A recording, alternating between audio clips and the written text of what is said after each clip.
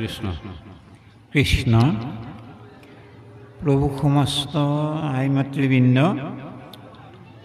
আমাৰ বৰ্তমান পদত ভাগৱত গ্ৰন্থৰ মধ্য দশম, এই দশম স্কন্ধত ভগৱান কৃষ্ণৰ প্ৰথমা পত্নী ৰুক্মিণী আইৰ লগত বিবাহ বৰ্ণনা বিৱৰণ হৈ আছে। আগৰ দিনত কোনো ৰজা মহাৰাজাসকলৰ যদি এগৰাকী কন্যা বিয়াৰ আয়োজন কৰিব লগা হ'ল, আজিৰ দৰে সেই সময়ৰ বিয়াবিলাক এনেকুৱা নাছিল। আগৰ দিনত সকলো দেশ বিদেশৰ ৰজা ৰাজকোঁৱৰসকলক নিমন্ত্ৰণ দিয়ে আৰু কন্যাগৰাকীৰ স্বয়ম্বৰ সভা এখন নিৰ্মাণ কৰে। আমাৰ যেনেকৈ এগৰাকী ছোৱালী দিব লগা হ'লে ছোৱালী পক্ষৰ আৰু দৰা পক্ষৰ অভিভাৱক বন্ধু বান্ধৱসকলে দুয়ো দলে ইদলক সিদলক চাব, ইঘৰে সিঘৰক চাব, বা ল'ৰাটোও ছোৱালীজনী চাব, ছোৱালীজনীয়েও ল'ৰাটোক লক্ষ্য কৰিব। গতিকে দুয়ো সম্প্ৰদায়ৰ বুজাবুজিৰ মাজেদি সামাজিক নীতি নিয়ম যোগেদি এখন বিয়া হয়। কিন্তু আগৰ দিনত তেনেকুৱা নাছিল যে ছোৱালীজনীৰ বিয়াৰ কাৰণে ৰজা ৰাজকোঁৱৰসকলক নিমন্ত্ৰণ দিব আৰু তেওঁলোক খুৱাই বুৱাই ধুনীয়াকৈ স্বয়ম্বৰ সভা মণ্ডপত বহুৱাই ৰাখিব। ছোৱালীজনীৰ হাতত মালা আধাৰ দি ছোৱালীজনীক আগবঢ়াই দিব।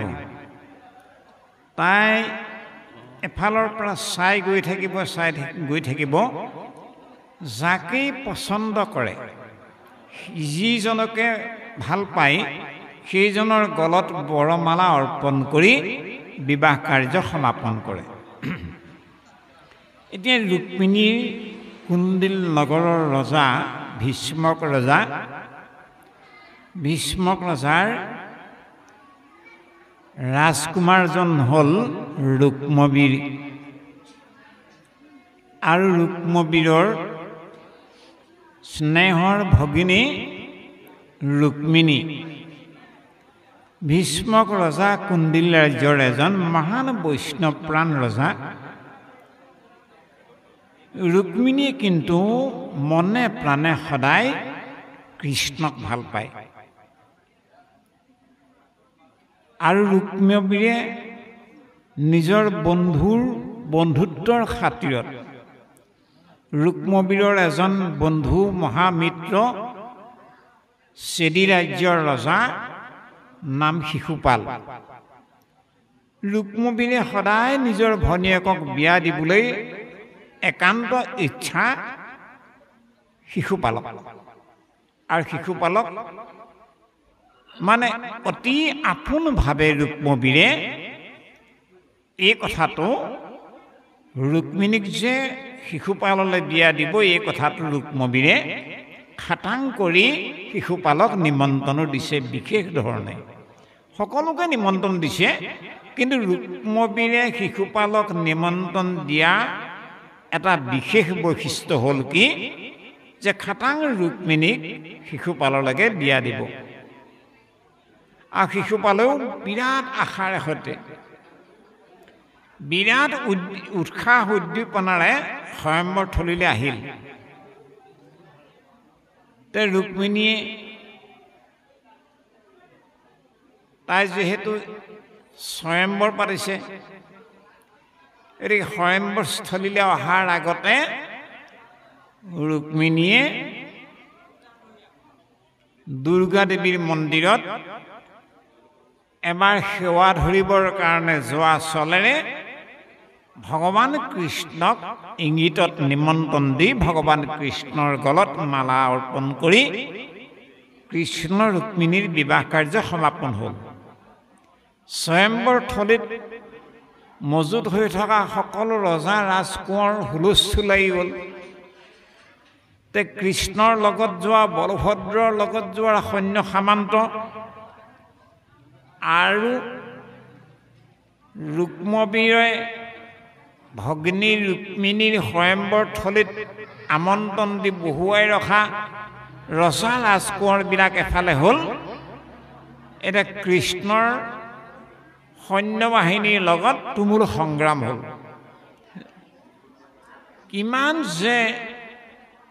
কিমানৰ শিৰচ্ছেদ হৈ গ'ল, কিমানৰ যে ৰক্তেৰে নদী বৈ যোৱাৰ নিচিনা হৈ গ'ল। অশেষ মনে প্ৰাণে যুঁজ দিও শিশুপাল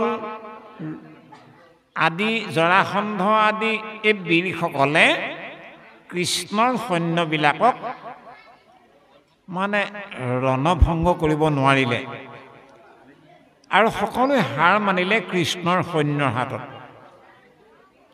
এতিয়া উপায়টো নাই, কাৰণ চেদিৰাজ, শিশুপাল, জৰাসন্ধহেন মহান মহান বীৰসকল যেতিয়া ৰণত পৰাস্ত হ'ল, হৈ নিৰাশা আৰু হতাশাৰে জৰ্জৰিত হৈ থকা শিশুপালক জৰাসন্ধ আদি বীৰসকলে এক আধ্যাত্মিক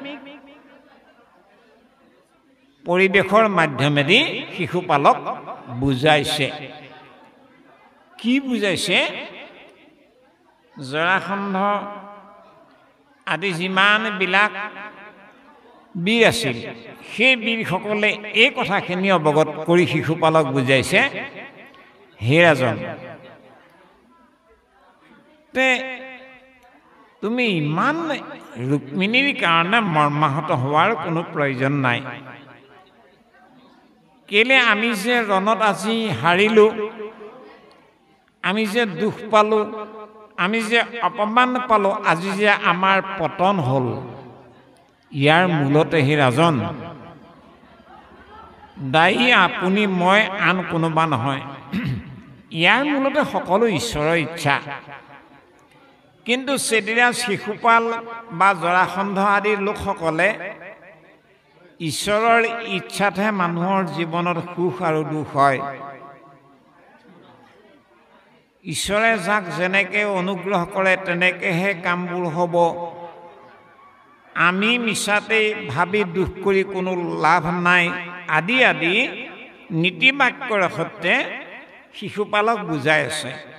কিন্তু জৰাসন্ধ আদিৰ লোকসকলে এই কথাটো বুজা নাই যে ঈশ্বৰ মানে কৃষ্ণ যে ঈশ্বৰ, এই কথাটো তেওঁলোকৰ মনলৈ অহা নাই। তেওঁলোকে সদায় এটা কথাই ভাবি থাকিলে, কৃষ্ণ মানে কি গোৱালৰ ল'ৰা। আৰে ঈশ্বৰ কেতিয়াও নহয় কৃষ্ণ। কৃষ্ণ বসুদেৱ দৈৱকীৰ পুতেক গোৱা মানে কৃষ্ণ কেনেকৈ ঈশ্বৰ হ'ব? আমাৰ নিচিনা এজন মানুহ। গতিকে জৰাসন্ধ আদিৰ লোকসকলে ঈশ্বৰ ভাৱনাটো ৰাখিছে, কিন্তু কৃষ্ণই যে ঈশ্বৰ এই কথাটো কোনোদিনে মানি নলয়। সেইকাৰণে শিশুপালক বুজাইছে যে মানুহৰ জীৱনত সুখ দুখ, জয় পৰাজয়, উত্থান পতন, এই সমস্তৰে মূল কাৰণ হ'ল ঈশ্বৰ। আজি আমাৰ এই অৱস্থাৰ মূল কাৰণটো হ'ল ঈশ্বৰ। ঈশ্বৰৰ ইচ্ছাই আছিল আজি এনেকুৱা, যে আমি যাৰ কাৰণে নেকি কোনো দুখ কৰি লাভ নাই। এনেধৰণে জৰাসন্ধ আদি লোকসকলে শিশুপালক বুজাইছে। প্ৰভু সমস্ত আপোনাসৱে এগৰাকী নাৰীৰ কথা মনত পৰেনে নপৰে নাজানো। নাম হ'ল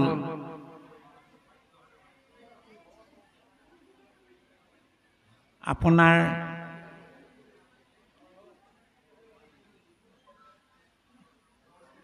মাতংগ নামৰ এজন ঋষি আছিল।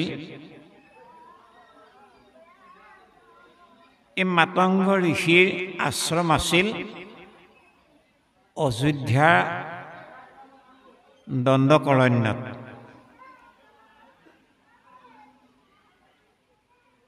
এই মাতংগ ঋষিৰ এগৰাকী শিষ্য আছিল। ছোৱালীজনীৰ নাম হ'ল শবৰী।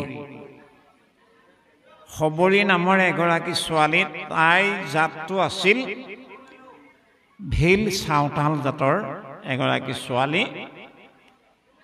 এই ভিল সম্প্ৰদায় চাওতাল জাতিৰ মানুহবিলাকৰ চেহেৰা পাতিটো বৰ কুৰূপ, স্বাভাৱিকতে বৰ মানে বেয়া আকৃতিক, মানে কেটকেটকে ক'লা। এনে ভিল জাতিৰ মানুহবিলাকৰ চেহেৰা পাতিটো বৰ আপচু। তাতে শবৰী নামৰ ছোৱালী এজনী এঘৰৰ আছিল, তাই তাতকৈও মানে কুৰূপাৰ। এতিয়া এই শবৰীৰ মাক দেউতাকে সদায় চিন্তা যে ছোৱালীজনী কেনেকৈ বিয়া দিব পৰা যাব, কোনে পচন্দ কৰিব। সদায় মাক দেউতাকৰ মনত শবৰীৰ কাৰণে চিন্তা। এদিন খবৰ খাতি কৰি কৰি কৰি কৰি সেই ভিল জাতিৰ এজন ল'ৰাক সিদ্ধান্ত কৰিলেগৈ, বন্দবস্ত কৰিলেগৈ, সেই ল'ৰাটোলৈকে শবৰীক বিয়া দিব। কিন্তু ল'ৰাজনে শবৰীক কেতিয়াও দেখাও নাই, কোনোদিনে শুনাও নাই। প্ৰথম প্ৰথম শুনিছে, শবৰী বৰ্ণনা ক'লেগৈ আৰু ল'ৰাটো চিধা চিধি সৰল সহজে এটা ল'ৰা। তে সিও শবৰীক বিয়া পাতিব কথা দিলে। তে শবৰী বিয়াৰ আয়োজনলৈ আহিল, বিয়াৰ থলীলৈ আহিলে, আহি বিয়াৰ কাৰ্যসূচী সমাপন কৰিলে। ৰাতি পুৰোৱা নাই, মধ্য ৰাতিতে পুৰোহিতকে আদি কৰি ছোৱালীজনীৰ দেউতাক পক্ষৰ লোকসকলে ল'ৰাটোক ক'লে, বোপা, আমাৰ এটা নিয়ম আছে, ৰাতিৰ ভিতৰতে ছোৱালীজনী লৈ যাব লাগে দৰাই। গতিকে তুমি ৰাতিপুৱাৰ আগতে ছোৱালীজনী লৈ যোৱাটো আমাৰ নিয়ম। এইবুলি যেতিয়া সমাজে ক'লে, ল'ৰাটোৱে ছোৱালীজনীক নিবলৈ হ'ল, গৈ আছে আৰু ছোৱালী ঘৰৰ পৰা বিদায় লৈ যাবলৈ হ'ল, গৈ আছে। কিন্তু ছোৱালীজনীটোৰ যজ্ঞস্থলীত উৰণি একেবাৰে ধুনীয়াকৈ উৰণি আছিল, দেখা নাছিলে। আগততো দেখাই নাই, ছোৱালী চাবলৈ অহাই নাই ল'ৰাই। তেন ডাঙৰ কথা মৰ্মেই ল'ৰা বিয়াত বহিল আৰু ল'ৰাৰ লগত ছোৱালী দি পঠালে। ৰাতিৰ ভিতৰতে গৈ আছে, দণ্ডকাৰণ্য পালেগৈ, ৰাতি পুৰোৱা নাই। ল'ৰাটোৰ মনত ভাৱ হ'ল, মই বাৰু বিয়া পতা ছোৱালীজনী মইতো দেখাই নাই, চাওঁচোন বাৰু। এইবুলি ছোৱালীজনী উৰণি গুচাই মুখখন চোৱাৰ লগে লগে ল'ৰাটোৱে ভয় খাই উঠিল। ৰাম ৰাম, এইজনীটো একেবাৰে ৰাক্ষসিনীৰ নিচিনা, এইজনীয়ে মোক খাব ধৰণ। ৰাম ৰাম, মই এইজনীতো মই বিয়া পাতিছোঁ, সিটো জীৱনত কোনোদিনে শবৰীক দেখাই নাই। তে শবৰীৰ চেহেৰাটো ইমান বেয়া, তে ভয় খাই ল'ৰাটোৱে দৌৰিল দৌৰিল দৌৰিল। এই দণ্ডকাৰণ্যত শবৰী কিন্তু ৰাতিৰ ভিতৰত অকলে অকলে কটাব লগা হ'ল। এতিয়া ক'লৈ যাব ছোৱালীজনী?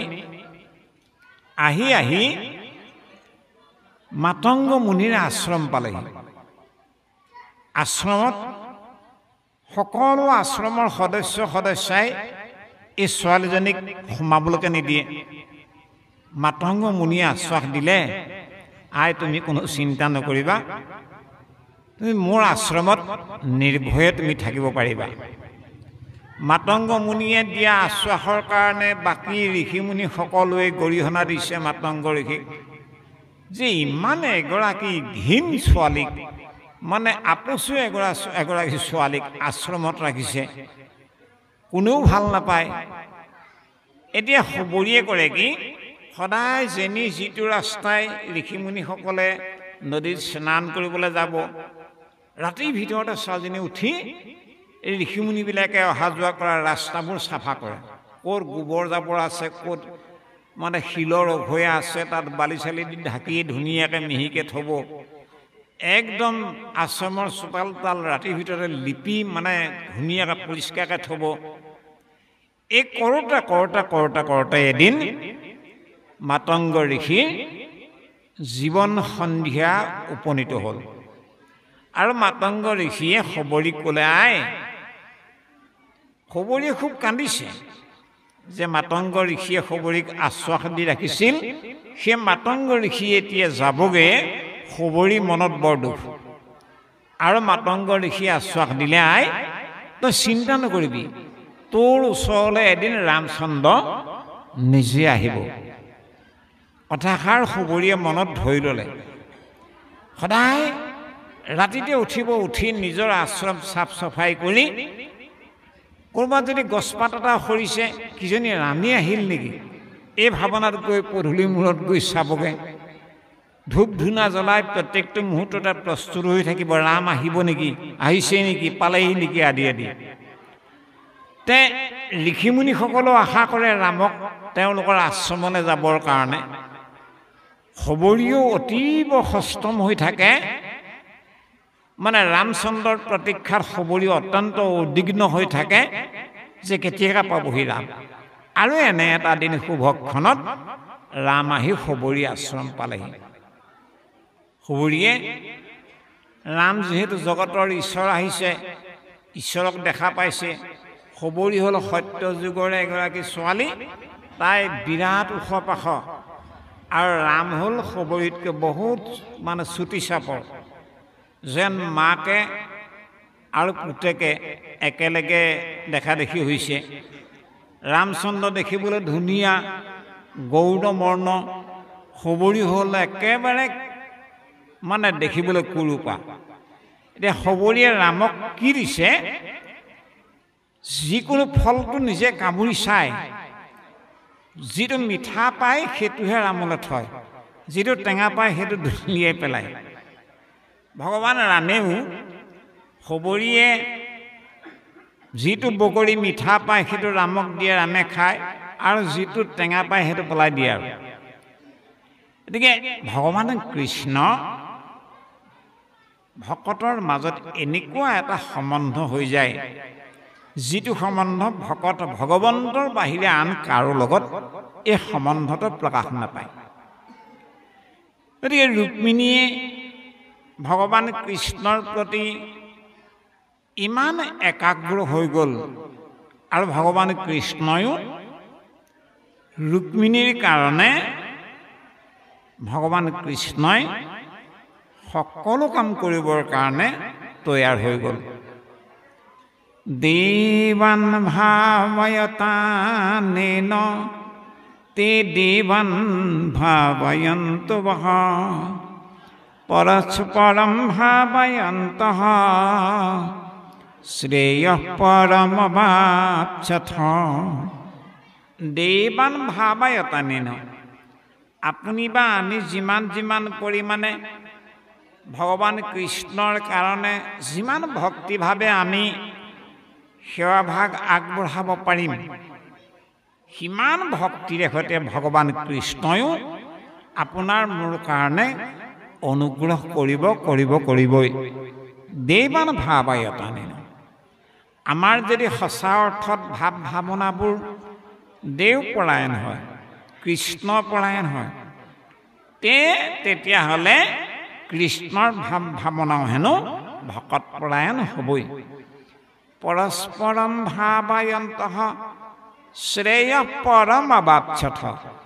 যেনেকৈ যিখন ঘৰৰ কণমানি ল'ৰাকেইটাৰ পৰা পৰিয়ালটোৰ ভিতৰত অনুজসকলে জ্যেষ্ঠসকলক সন্মান কৰিব যিখন ঘৰত সেইখন ঘৰত বয়োজ্যেষ্ঠসকলেও অগ্ৰজসকলেও অনুজসকলক সিমানেই মৰম কৰিব কেলে পৰিয়ালটোৰ অনুজসকলে জ্যেষ্ঠসকলক কৰা সন্মানৰ পৰিপ্ৰেক্ষিতত জ্যেষ্ঠসকলে আগবঢ়োৱা মৰম বা দয়া এই যিটো পৰস্পৰ ভাৱনাৰ বিনিময় সেই পৰিয়ালটোৰ সেই পৰস্পৰ ভাৱনাৰ কাৰণে ঘৰখন যিদৰে মংগলময় হয় ঠিক তেনেধৰণে আমি আমাৰ জীৱনৰ প্ৰত্যেকটো মুহূৰ্ততে যিমান পৰিমাণে আমি ভগৱন্তৰ কাৰণে ভাবিব পাৰিম সিমান পৰিমাণে ভগৱন্তই আপোনাৰ মোৰ কাৰণে ভাবিবই ভাবিব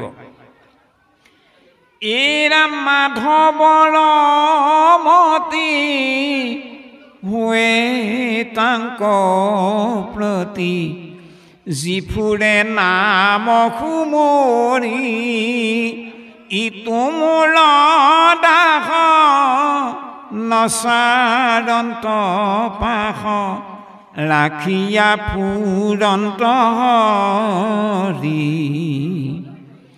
ভগৱান কৃষ্ণ সবাৰ হৃদয়ে হৃদয়ে আছে যদিও সকলোৰে কাৰণে ভগৱান কৃষ্ণই সমানে দয়া বা মৰম নকৰিবও পাৰে। সেইসকলৰ কাৰণেহে ভগৱান কৃষ্ণই কথাবোৰ মনত ৰাখে। কাৰ কাৰণে? মাধৱৰ মতি হোৱে তাংক প্ৰতি। সেইসকলৰ কাৰণেহে ভগৱন্তয়ো মনোনিৱেশ কৰে। যি ফুৰে নাম সুমৰি, যিসকলে ভগৱন্তৰ ভকতি কৰে, ভগৱন্তৰ নাম স্মৰণ কৰে, চিন্তন কৰে, শ্ৰৱণ কৰে, কীৰ্তন কৰে, সেইসকলৰ কথাহে ভগৱান কৃষ্ণয়ো শুনে, মনত ৰাখে আৰু দয়া বা কৃপা কৰে। এইটো হ'ল ভকত আৰু ভগৱন্তৰ মধুৰ মিলন বা মধুৰ সম্পৰ্ক। কৃষ্ণ কৃপা।